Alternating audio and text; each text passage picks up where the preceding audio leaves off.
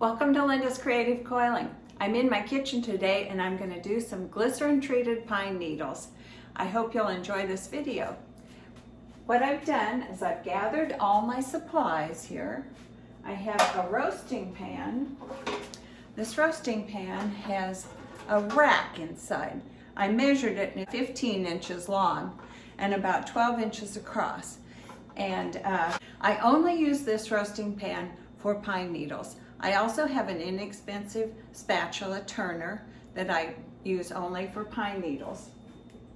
So what I do, I take out the rack and set it aside.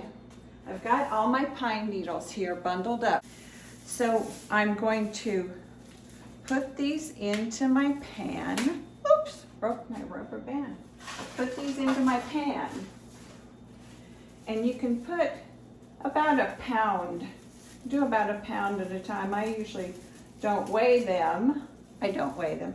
I just put in as many as my pan will hold. Put them in. Put them into my pan. Now I want to add hot water. Add hot water until they're just about covered. Push them down a little bit. Push them down. Add a whole bunch of hot water. A whole bunch of hot water. Okay. Got my water in there. I'm going to let them soak.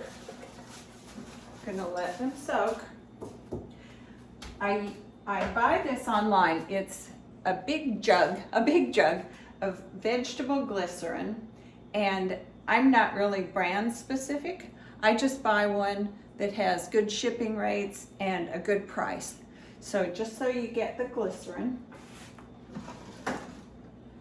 I have my measuring cup. I'm going to measure, it's about 2 pints, which is about 4 cups, or roughly 1,000 milliliters of glycerin.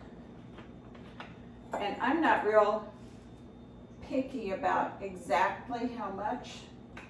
Sometimes I use a little bit more, sometimes a little bit less, depending on how many pine needles I'm doing. So I just pour that into my cup. Pour that into my measuring cup. Now I'm going to pour this over my pine needles. Glycerin is the same thing that they use in hand lotion. So maybe you'll get smooth hands by doing this glycerin treating. I don't know. Gonna use my spatula. Stir it around a little bit so it gets mixed in there and distributed.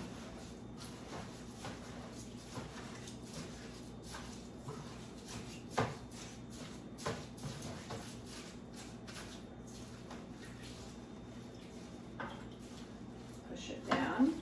Then I put in the rack on top to hold it down. Put in the rack.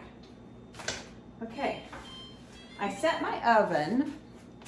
My oven here is at 250 degrees, and I'm going to put them in the oven and bake them for, I don't know, 2 to 3 hours. And what I'm going to do is check them intermittently and see, because the longer you bake them, the darker they'll get and the more pliable. So I'm going to go ahead and put this in the oven, set my timer, and I'll put it for an hour and a half. And then I'll come back and check. I'll come back and check later. So I'll see you again later. Hi, I'm back. It's been about an hour and a half, and I'm going to check the progress of my pine needles. So I took the roaster out of the oven, and I'm going to use my spatula and take out my grate, and I'm going to stir them up. I'm going to give them a good stir. Turn them over.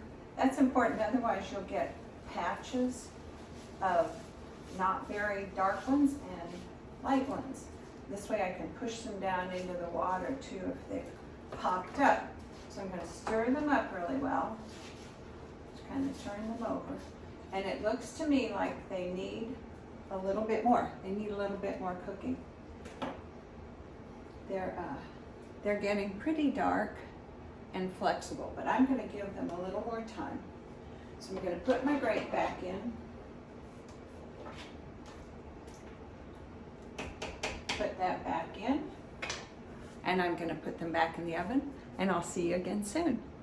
So I'm back. My pine needles have cooked for almost 3 hours, and they look like they're ready. They're a nice color, a nice dark color, but not too dark, and they're very flexible. I've let them cool for just a few minutes.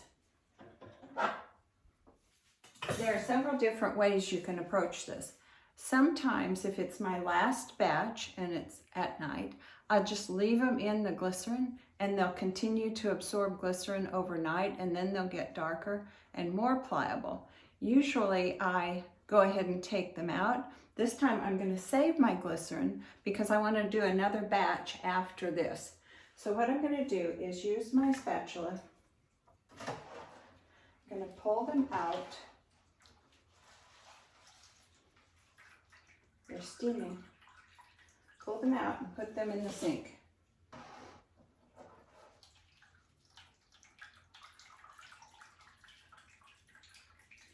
I'll save that glycerin. This rinsing sequence is very important. This part is very important. I'm going to squeeze out as much of the moisture as I can. They're not too hot. Squeeze them out. Squeezing, squeeze. Now I'm going to put them in my other sink. So I've got cold water in there.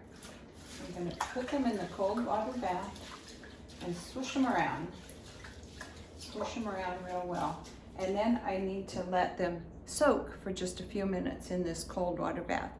Okay, like I said, the rinsing process is very important because if you leave extra glycerin on the needles, they'll be sticky and not easy to work with. So I rinse them several times and let the water out of there. And I'm going to rinse them in clear water. Very well. Rinse them down, squeeze, rinse and squeeze, so that they get completely rinsed. I don't want any extra glycerin left in there. I have a towel here on the counter.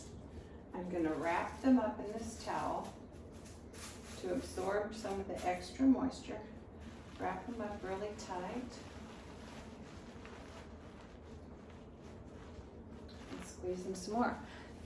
That's kind of the last part of this step.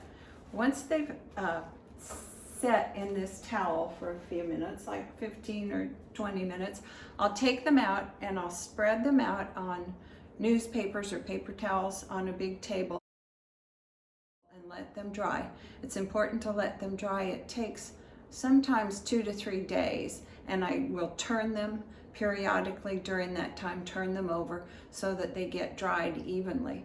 Now this leftover glycerin that I have, I can reuse. I'll probably need to add a little more glycerin and of course more hot water when I do my second batch. Another thing you can do if you want to dye your pine needles, you can use your final batch of glycerin, use the final process. So sometimes I'll do 2 batches of plain needles and then I'll put my dye in and I'll dye them in the 3rd batch and probably add a little more glycerin to that too. So you get good use out of that glycerin. I don't try to save it after my final batch. I just let it go from there. So I hope you enjoy glycerin treating your pine needles and that you'll come back and see me again soon. Thanks, I'm Linda. Thanks for watching my video. I hope you enjoyed it. If you'd like to subscribe to Linda's Creative Coiling, just click the subscribe button and ring the bell, and then you'll be notified next time I post a video. See you soon.